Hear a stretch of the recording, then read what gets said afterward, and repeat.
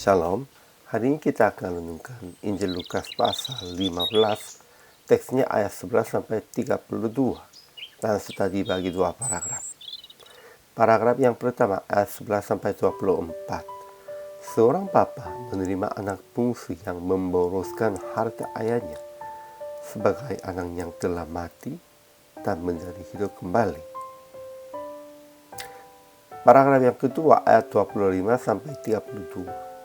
Bapak itu mengajak anak sulung yang memarahi karena adiknya kembali itu akan bersukacita dan bergembira bersama-sama. Kesimpulan hari ini, Yesus memperumpamakan dengan cerita anak bungsu yang memboroskan harta ayahnya. Meskipun dia meminta akan menerima sebagai salah seorang upaan, bapaknya menerimanya sebagai anak yang telah mati dan menjadi hidup kembali. Telah hilang dan didapat kembali itu dengan sukacita. Dan berkata kepada orang Farisi dan ahli Taurat yang seperti sulung yang memarahi karena adik yang kembali itu, bahwa patut bersukacita dan bergembira.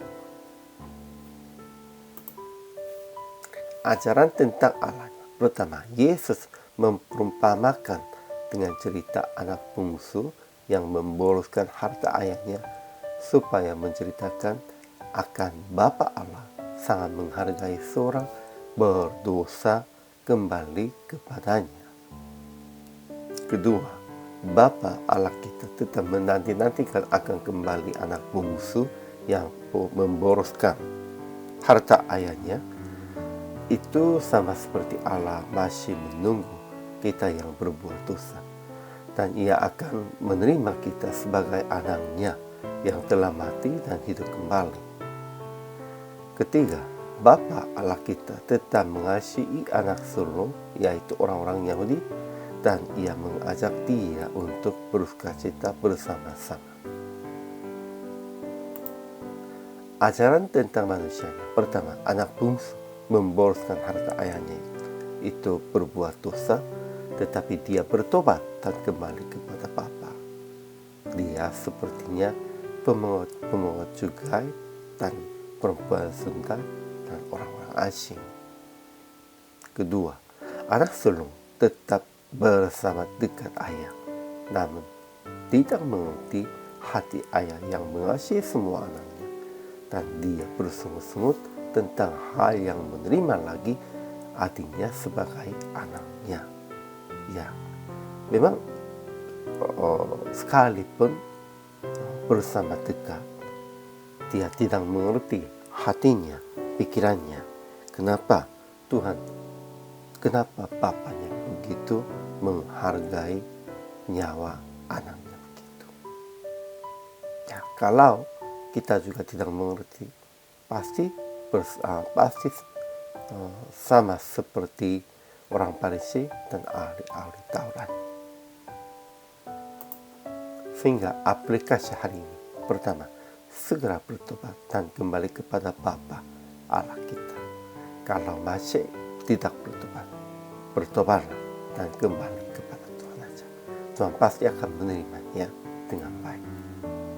Sehingga kedua, menerima orang-orang berdosa yang bertobat dan kembali kepada Tuhan sebagai saudara seiman dan bersukacita bersama-sama. Ya, harus menerima mereka dan harus bersukacita bersama-sama. Itulah penting bagi semua orang percaya. Ketiga, jangan memboroskan harta milik atau waktu atau kesempatan dari Tuhan. Ya, semua milik kita, semuanya sudah dari Tuhan aja. PR praktik hari ini, jangan memboroskan harta dan kekuatan yang Tuhan memberikan kepada Anda, dan mengajak teman-teman yang belum mengenal Yesus supaya mereka segera kembali kepada Bapa yang menanti-nantikan akan mereka kembali. Itulah semuanya kita harus melakukan. hari ini juga. Selama melayani, Tuhan Yesus memberkati.